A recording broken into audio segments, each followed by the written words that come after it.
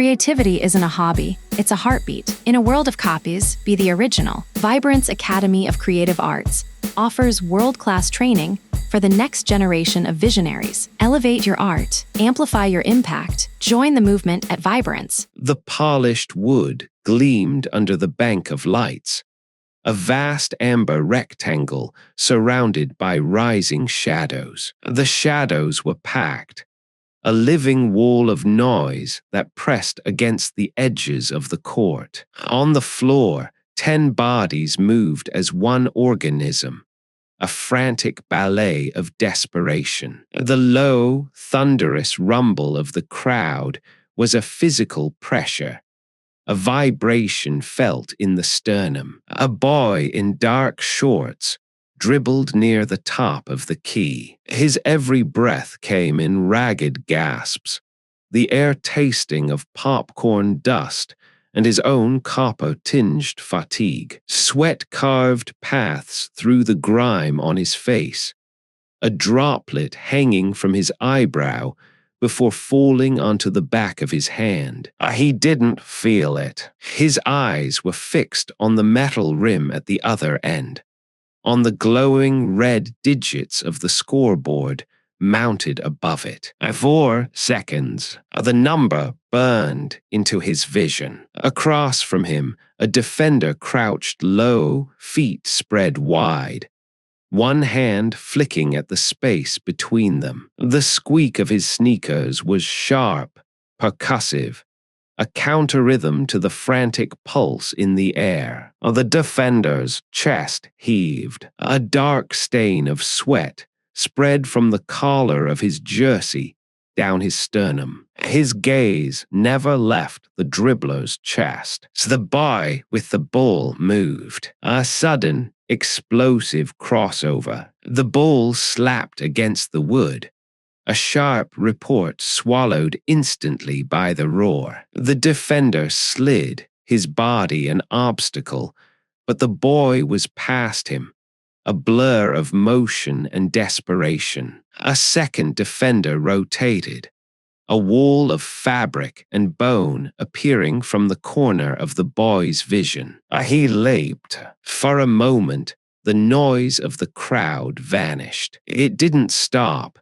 It simply became irrelevant, a pressure felt but not heard. The only sensations were physical. The jarring impact of a hip against his thigh, the hot breath of the leaping defender on his neck, the astonishing smoothness of the leather under his sweaty palm. He released the ball. The sphere arced away from his fingers, a perfect orange orb against the dark rafters. Time dissolved. The arc became the only geography that existed. It rose, spinning slowly, the seams tracing a lazy spiral through the thick, humid air. Below it, bodies collided and fell, a tangle of arms and legs collapsing to the wood with heavy thuds. The boy who had shot hung in the air for a beat longer, then descended, his feet finding the floor as the world tilted back into focus. The ball reached its apex. For a breath, it seemed to pause,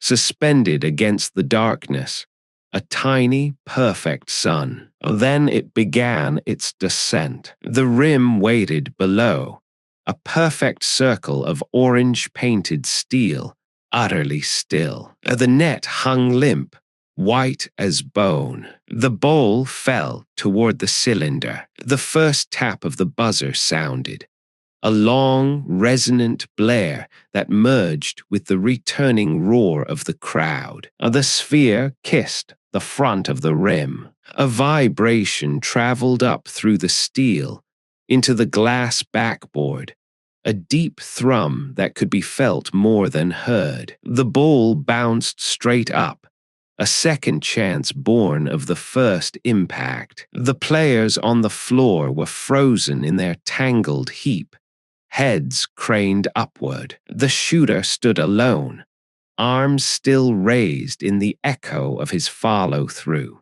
The ball came down again. It circled the rim once, a slow, deliberate orbit, the orange paint a blur. The vibration in the backboard intensified, a low hum that resonated in the teeth of every soul in the building. It circled again. The net flicked against the leather. Then, with a soft, final whisper, it dropped through.